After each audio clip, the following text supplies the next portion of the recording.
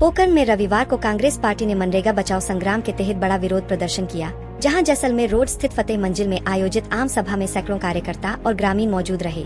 इस सभा को संबोधित करते हुए पोकरण के पूर्व विधायक एवं पूर्व कैबिनेट मंत्री सालेह मोहम्मद ने केंद्र और राज्य सरकार पर मनरेगा योजना को कमजोर करने का आरोप लगाया और कहा कि यह योजना गरीब, मजदूर और ग्रामीण परिवारों के लिए जीवन रेखा है। उन्होंने ग्रामीणों से सीधा संवाद करते हुए काम नहीं मिलने, मजदूरी भुगतान में देरी और जॉब कार्ड से नाम हटाए जाने जैसे गंभीर मुद्दों पर सरकार को घेरा। वहीं कांग्रेस जिला अध्यक्ष अमरदीन फकीर ने कहा कि भाजपा सरकार बजट में कटौती और तकनीकी बाधाओं के जरिए मनरेगा को खत्म करने की साजिश कर रही है।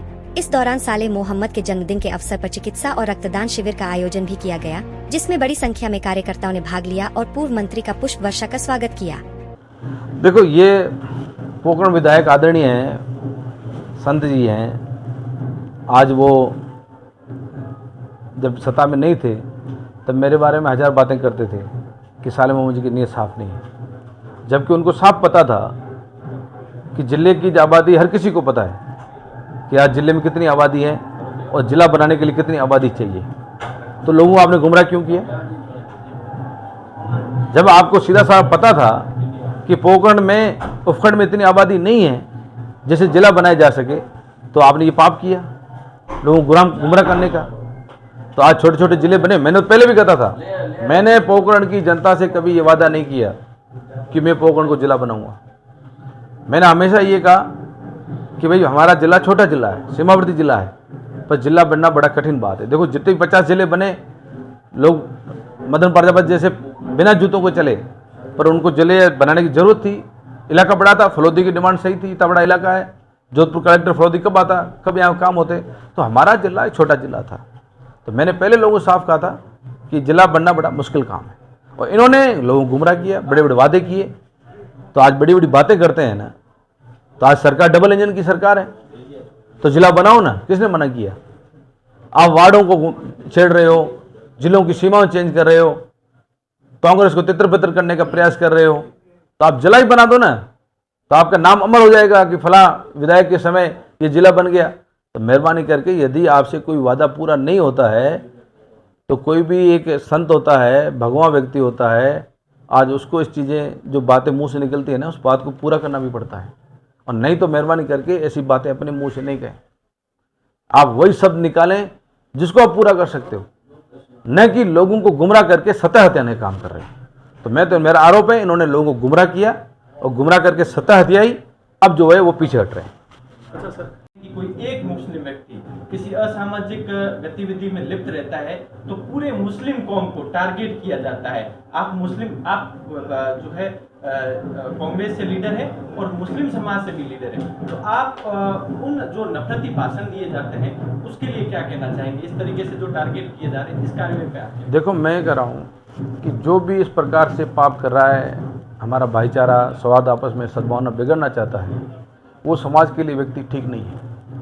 वो सिर्फ अपने लिए कर रहा है, वो अपने खुद के लिए कर रहा है कि मैं कैसे लोगों के बीच में अपना जो है हालात जो उनके बने हुए हैं कि लोगों में उनकी नफरत नहीं फैल गई है कि लोग उनको चाहते नहीं हैं। तो इस प्रकार से जहर घोल करके आपस में भाईचारा कैसे बिगड़े। आज मैं उनके कई नेताओं के भाषण सुनता हूँ जो सोशल मीडिया में अपने भाषण दे रहे हैं, इतने बड़े बड़े ज्ञान दे रहे हैं कि भाई मेरे अलावा कोई ज्ञानी नहीं है, मेरे पास जितना ज्ञान है वो लोगों को पता नहीं। उनको ये नहीं पता है कि लोग आपके इस ज्ञान से हंसते हैं। जो बेहुदा बातें करते हो ना, उस बेहुदा लोगों को हंसी आती है कि आप क्या बोलना चाहते हो, क्या करना चाहते हो, और आपके इसके नफरत माहौल से नफरत नहीं फैलेगी।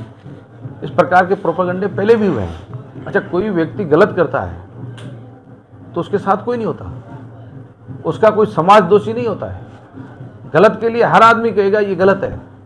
मेरे समय भी एक ग्राम पंचायत में ऐसा काम हुआ था, दुष्कर्म हुआ, उसके बाद निर्मम हत्या हुई, पर हमको वहाँ भाषण देने नहीं गए थे। वहाँ माहौल ख़राब करना चाहते हैं तो इनकी तरह हम भी चले जाते।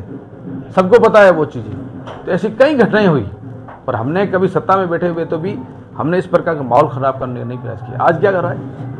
आज सरकार है इनकी डबल इंजन की सरकार, केंद्र में सरकार इनकी, राजस्थान में सरकार इनकी, नीचे तक इस लोग बैठे हैं और उसके बाद में धरने देते हैं।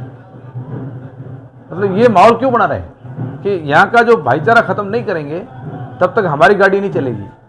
तो हम इस पर माहौल ऐसा बना दें ताकि लोगों में नफरत फैल जाए, समाज में जहर घोल दें। तो ये सब चीज़ें जनता सब देखती है। पहले इन्होंने हिंदू मुस्लिम कर दिया, अब हिंदू मुस्लिम हर चुनाव में करते हैं, पर उसका फ़ायदा क्या होता है? रिजल्ट आप भी देख चुके हो, जनता अपना निर्णय दे देती है। तो ये हथकंडे हैं, और मैं तो उनसे मेहरबानी करके उनसे अपील करना चाहता हूँ आप लोगों के माध्यम से कि मेहरबानी करके इस प्रकार के हथकंडे छोड़ दें।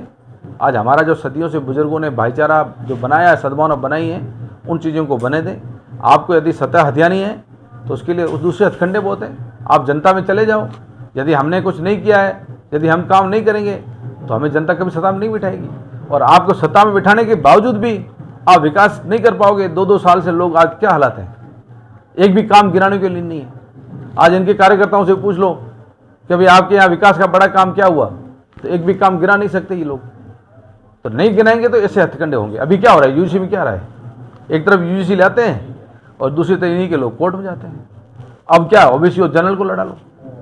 मुस्लिम हिंदू मुस्लिम नहीं हो रहा है तो ऐसे लोगों को वातावरण बनाया जाए, भय बनाया जाए कि लोगों में डर हो, लोगों में खौफ बन जाए और हमारी सत्ता चलती रहे। तो ये हालात कहीं ना कहीं देश के लिए ठीक नहीं है। हमेशा राहुल गांधी जी और हमेशा हमारे वरिष्ठ लोग कहते हैं कि जो जिस प्रकार से ये सत्ता के लोग जो चल रहे हैं, ये रास्ता देश के लिए ठीक नहीं।